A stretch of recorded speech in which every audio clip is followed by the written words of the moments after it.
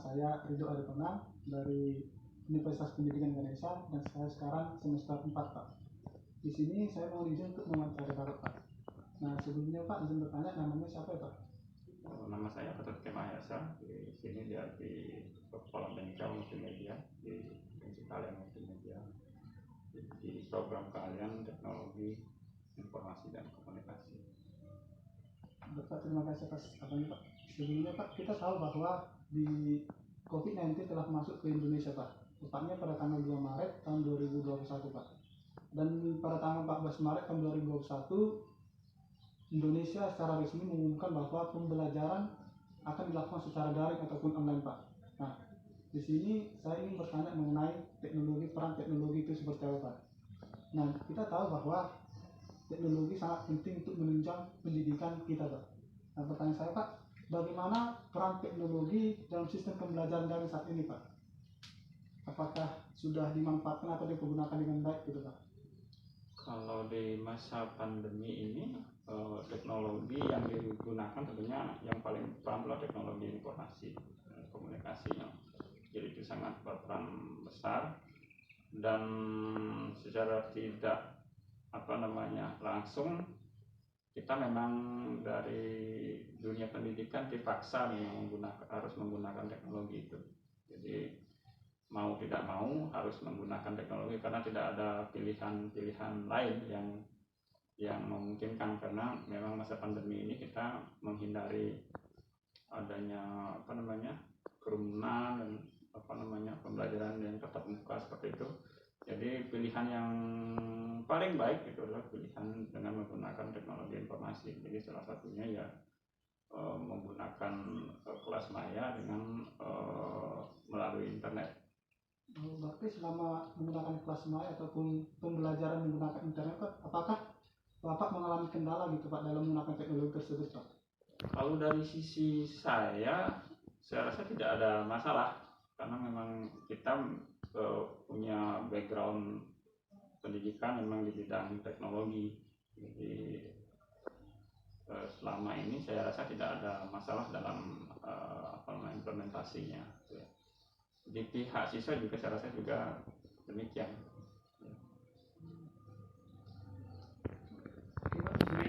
Kita tahu bahwa sekarang siswa Bapak kan mengajar sebagai guru dan kita tahu bahwa siswa itu adalah generasi muda untuk penerus memajukan bangsa ini Pak. Nah, apakah generasi muda saat ini sudah siap dalam menggunakan teknologi gitu Pak? Kalau dilihat dari masa-masa mereka, jadi ini generasi inilah generasi milenial, jadi generasi Y ya. Jadi seperti mereka adalah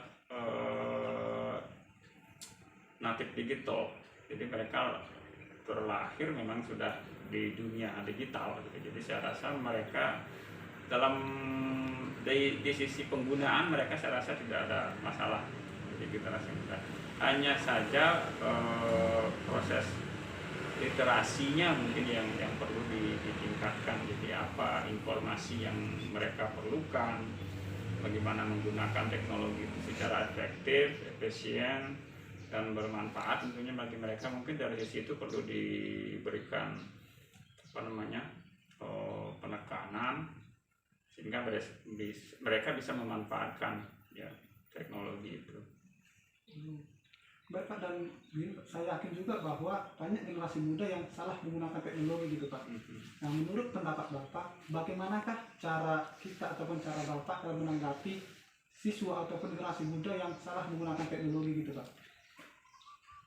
Ya memang seperti kita ketahui memang teknologi tentu kalau kita gunakan dengan baik tentu akan menghasilkan sesuatu yang baik juga. Tapi di sisi lain juga ada tentunya efek teknologi itu jika disalahgunakan gitu ya, tentu juga akan berefek tidak baik gitu ya. Jadi untuk generasi muda mungkin yang salah menggunakan teknologi ini, mereka perlu kita bantu, kita memberikan bimbingan yaitu yang tepat sesuai dengan bahasa yang mereka pahami. Sehingga kita bisa menunjukkan ini loh manfaatnya teknologi ini. Jadi teknologi itu ada kriterianya mana yang bisa mereka manfaatkan dan mana sebenarnya yang bisa merugikan mereka. Berarti kita harus memperkenalkan teknologi itu dengan baik kepada siswa tersebut ya Pak. Ya. Oke Pak. Berarti selama Bapak menggunakan teknologi itu Pak, teknologi apakah yang paling berperan dalam kehidupan Bapak sebenarnya Pak? Atau media apakah yang paling berperan dalam kehidupan Bapak? Kalau dalam apa namanya, dalam proses pembelajaran tentunya teknologi yang paling berperan di sini adalah teknologi informasi dan komunikasi yang sekarang tentunya diwakili oleh keberadaan internet. Kalau di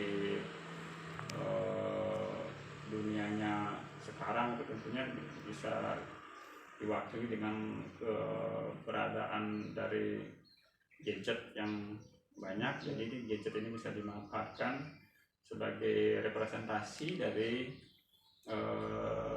teknologi informasi dan komunikasi itu.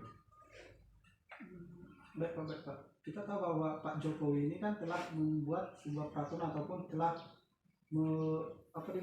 pesat menuju teknologi industri 4.0 Pak. Nah, pertanyaan saya Pak, apakah teknologi sekarang ini ataupun teknologi yang direkomendasi oleh pemerintah sudah tersebar luas ke negara kita ini Pak, atau gimana Pak menurut pendapat Bapak? Kalau penerapan atau implementasi di Indonesia secara umum, jadi di era industri 4.0 ini, jadi memang tidak secara merata. Jadi kalau dilihat dari peta Indonesia itu tidak secara merata. Mungkin bagian-bagian di bagian timur kita, dari bagian Irian Jaya, mungkin masih ada wilayah-wilayah yang belum tersentuh gitu ya, misalnya karena memang ada kawasan yang disebut dengan kawasan blank spot gitu ya. Tapi kalau untuk di Jawa, Bali, saya rasa sudah tidak ada masalah gitu ya. Jadi penerapan era industri 4.0 ini saya rasa memang sudah bisa merata ya. Hanya saja memang di beberapa kawasan tadi itu mungkin ada kendala, bisa lihat seperti itu. Baik Pak, berarti di Bali ini bisa dibilang bahwa teknologi sudah dimanfaatkan dengan baik Pak. Sedangkan di wilayah-wilayah misalnya wilayah terperinci ataupun terdahulu gitu Pak, belum bisa menggunakan teknologi dengan baik Pak. Baik Pak, terima kasih atas jawabannya Pak. Terima kasih juga atas waktunya. Saya tidak tahu, mohon pamit Pak.